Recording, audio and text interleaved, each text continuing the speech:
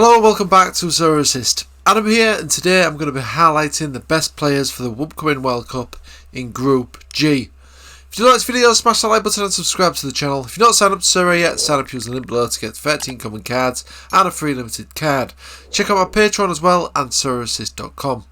Okay guys, let's get stuck into today's content then. So as I say, I'm going to be highlighting the best players today in Group G in the upcoming World Cup in Qatar. I've already highlighted Group A, B, C, D, E and F for the upcoming World Cup on this channel, so do check back if you've not seen those videos already.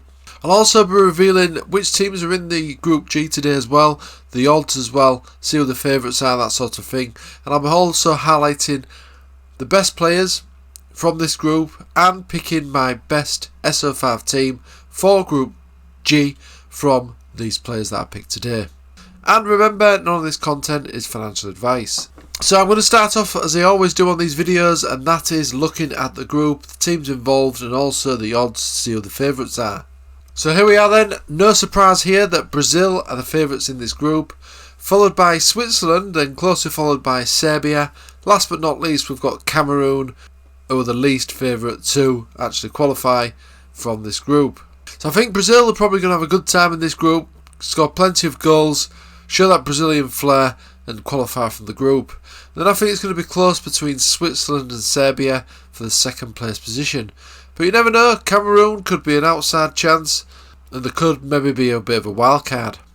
So let's get stuck into the players that I've gone for then from this group.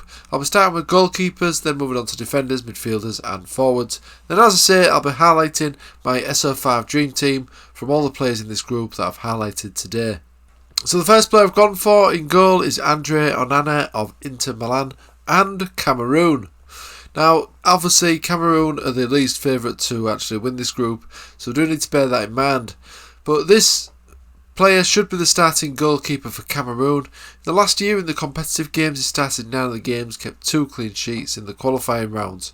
So he could be a potential good option, but an even better option is Jan Sommer of Switzerland, who also plays for Borussia Mönchengladbach in the German Bundesliga. Very experienced goalkeeper this guy, and in the last year he's played 8 games for Switzerland in competitive matches and also kept 3 clean sheets. He's got an average of 56.6, so I think Sommer is looking a really good option for both club and country. So Jan Sommer is definitely a decent option. Another really good option is obviously Alisson Becker of Liverpool and Brazil. Now in the last year he has started 7 games for Brazil and also kept a fantastic 5 clean sheets in those 7 games. He's obviously a very experienced goalkeeper now, playing at the top level as well in the English Premier League, and he's got an average of 63.5 over the last year in competitive games. So he's looking a really good option for in goal for this year's World Cup. Moving on to the defenders now then, and the budget option potentially is Collins Faye of Altai in the Pro League. Now I'm not sure what league this is, potentially Saudi Arabia, something like that. He is 30, he's looking fairly cheap though. Obviously he plays for Cameroon, but he has got some good scores here. So in the last 8 games for Cameroon he's had 3 assists. These are all in the competitive matches. He's got 59.9 average. So if Cameroon can be a surprise package, then Faye is going to be a budget option. Another good option for Cameroon is Michael Nagdu of Ghent. So in the last year for Cameroon, he started 8 games, also got 1 assist. And as you can see, he's got a couple of decent high scores here, and an average of 54.1 over the last year for Cameroon in the competitive games. So we're on to Switzerland then, and we've gone for Slivan Widmar here in defence, who plays for Mainz, looking fairly cheap as well. The last year for Switzerland, he's actually started 8 games, scored 1 goal and also got 1 assist as well. Now Switzerland are close second favourites as well as Serbia to qualify from this group, so you never know, this could be a decent budget option here at only £6.85. Another good option for Switzerland in defence is Manuel Akanji, who now plays for Manchester City. In the last year he started 5 games for Switzerland, scored 1 goal, got 1 assist, and as you can see he's got a couple of decent scores here as well, an average of 53.1 over the last year.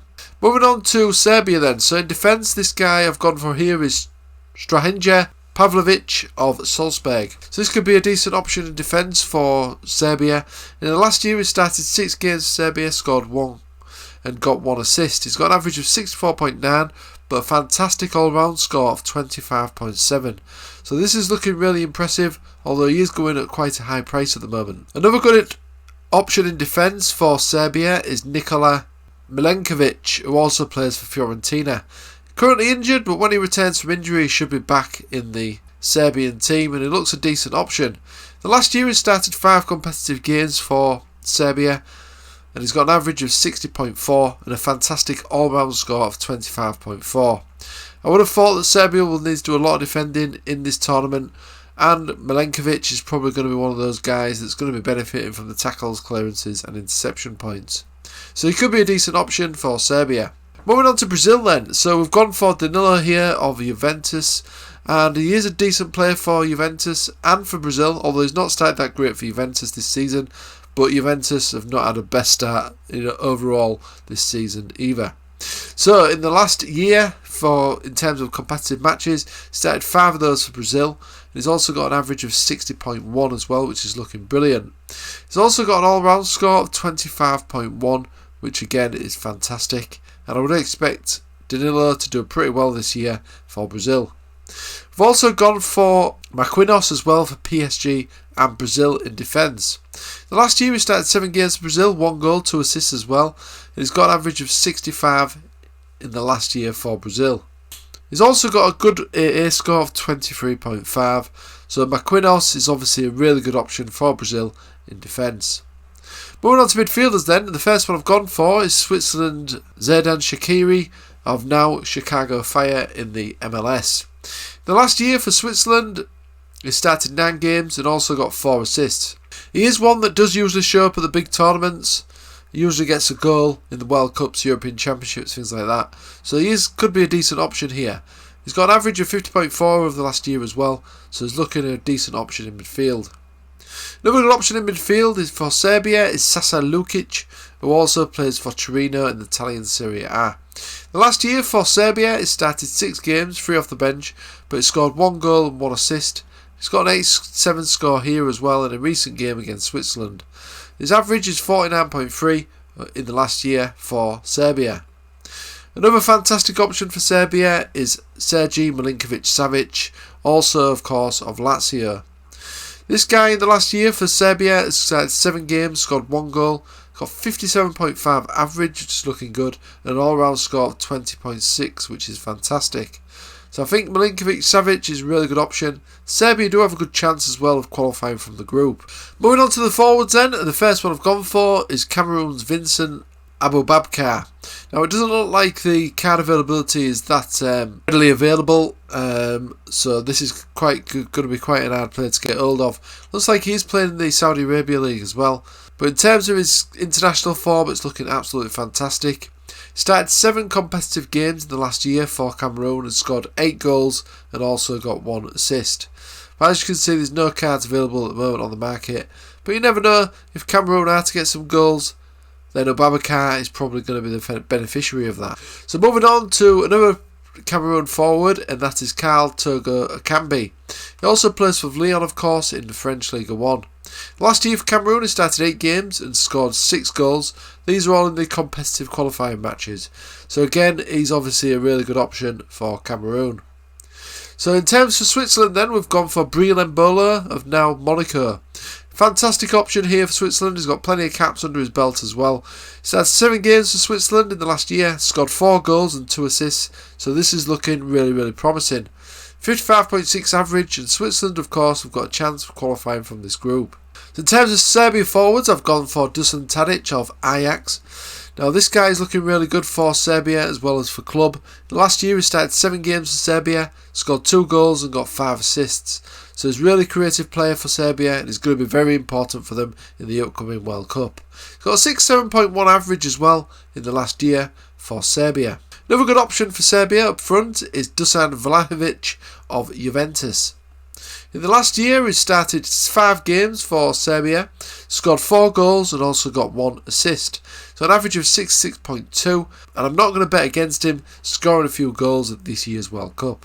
Moving on to Brazil then, the place where I've gone for is Rafinha of Barcelona. Now in the last year he's got plenty of game time for Brazil and he's doing really well at Barcelona as well.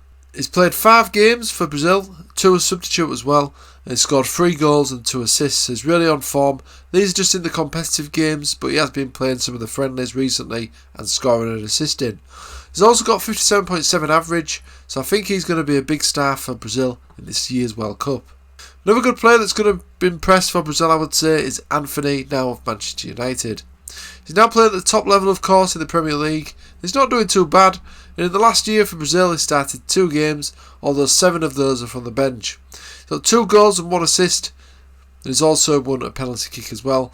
I do expect him to potentially start on the bench, but I think he's going to improve as the tournament progresses. I do expect Brazil to go quite far in this tournament, and I think he's probably going to get some goals and assists off the bench as well for Brazil. Now, another forward and the final player in this video is Neymar.